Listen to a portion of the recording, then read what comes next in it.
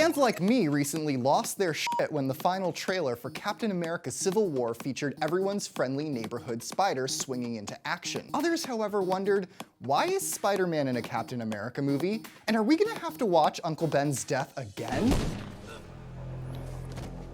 Back in the 90s, Marvel, facing huge financial problems, sold the film rights to various popular characters to different movie studios. This put the X-Men and Fantastic Four at Fox, and Spider-Man and his menagerie of characters at Sony. While these deals saved Marvel from financial ruin, it guaranteed that you would never see these characters sharing the same screen. In the early 2000s, Sony brought on director Sam Raimi to oversee what many superhero fans consider to be the quintessential superhero movie, and the ultimate iteration of the web-slinger in his Spider-Man trilogy. After the huge financial success of 2007's Spider-Man 3, Sony was ready to produce a sequel, but Raimi, feeling like he couldn't get the script just right for the targeted release date, decided to drop out of the film, leading Sony to completely reboot the series with The Amazing SpiderMan starring Andrew Garfield. This reboot of Spider-Man set out to lay the groundwork for the Spider-Man cinematic universe, an Avengers-like undertaking that would build the world of Sony's Spidey,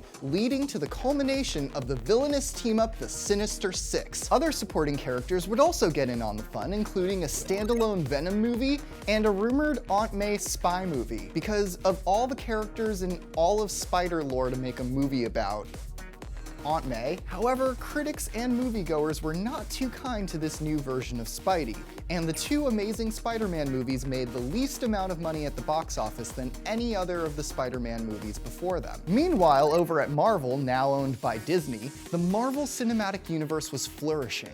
Under the watchful eye of Kevin Feige, the Avengers was a huge critical and financial success, featuring a whole roster of superheroes built over the course of multiple standalone movies. Many Marvel fans, disappointed by Sony's handling of Spider-Man, wondered, hoped, and prayed that their beloved web-slinger could one day join in on the fun of the MCU. And the pressure to get Spidey back to Marvel increased when Marvel announced that the third Captain America film would be an adaptation of the comic series Civil War, a story that featured Spider-Man in a key role between the dueling forces of the Marvel Universe. Finally, in February of 2015, fans got the news they've been hoping for. Spider-Man would officially become a member of the MCU. I literally cried. The deal allows the two studios to share Spidey, with Marvel providing creative input on the character and future Spider-Man films released by Sony. And in a massive shift from its programming, Sony canceled its plan for the Spider-Man cinematic universe and dropped Andrew Garfield. Tom Holland will be picking up the mantle of a much younger, high school-aged Peter Parker, completely rebooting the character for the MCU.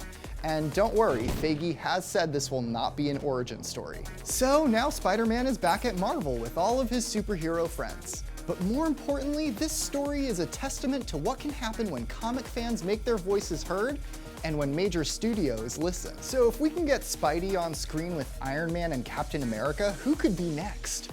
Perhaps Fox could be swayed to give up the rights to the Fantastic Four so we could get some sweet Doom action in the MCU. At the very least, can we get a Deadpool cameo in there? Come on, guys. All right, Spidey out. Hey, thanks for watching. Make sure to leave a comment below, like this video, and subscribe to this channel, because it's awesome. All right, I'm gonna get out of here now, because this is kind of weird.